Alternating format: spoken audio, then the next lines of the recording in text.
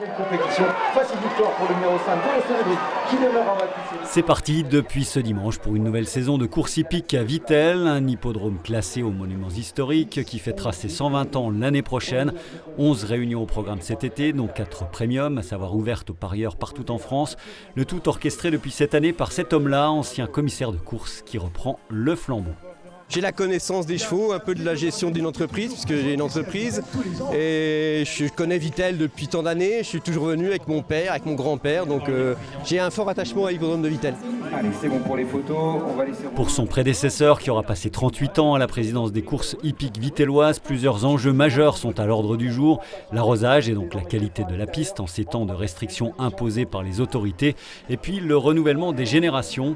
Les jeunes sont souvent addicts aux paris sportifs en ligne, mais misent encore assez peu sur les courses de chevaux. C'est vrai que c'est un petit peu la difficulté d'arriver à convaincre les jeunes à venir sur les hippodromes et puis à jouer les courses. Mais je pense que ce qu'il faut, c'est surtout qu'ils viennent. Quand on risque une petite pièce sur un cheval, on ne voit plus la course. Pareil, mettre 2 € sur un cheval, c'est l'instant de la course, c'est comme si on était le propriétaire du cheval. Et à Vittel, pourtant, on vient souvent en famille. Des jeunes, il y en a donc, comme Lénie, qui a sa technique.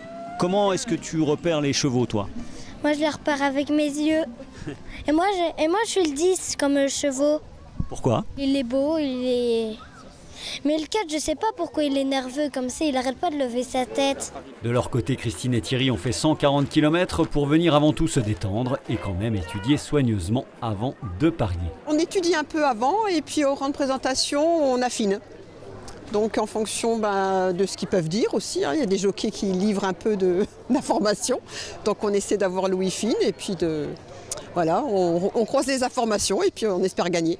Vous avez un budget sur un après-midi comme ça ou c'est nos limites ? Ah non, du tout. Non, il y a un budget, hein, oui.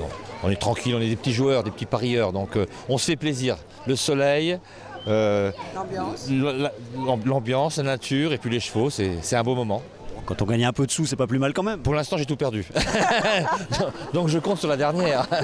On va suivre les péripéties de ce couple, mais avant cela, rencontre avec un entraîneur et jockey venu de la région parisienne. Romain Derieux a signé une 4e victoire consécutive à Vittel en trot attelé avec son cheval Golosso de Brie. Comment son écurie, comme d'autres, repère-t-elle les futurs cracks ? On essaye environ une vingtaine de poulains tous les ans. Et puis on trie en fonction, on essaye de garder les meilleurs. C'est pas forcément la meilleure génétique qui fait les meilleurs chevaux, donc le rêve est permis. Comment se répartit l'argent entre le jockey et l'entraîneur ? En l'occurrence c'est le même, mais comment ça se passe en fait ? En fait, sur le montant de l'allocation, il y a 80% qui va au propriétaire, 15% à l'entraîneur et 5% au driver. Et l'on retrouve notre couple de parieurs haut-marnais en pleine montée d'adrénaline au moment de l'emballage final. Le résultat des courses, le 2 n'est pas arrivé. Mais j'avais joué le 1 en dernière minute et il est premier.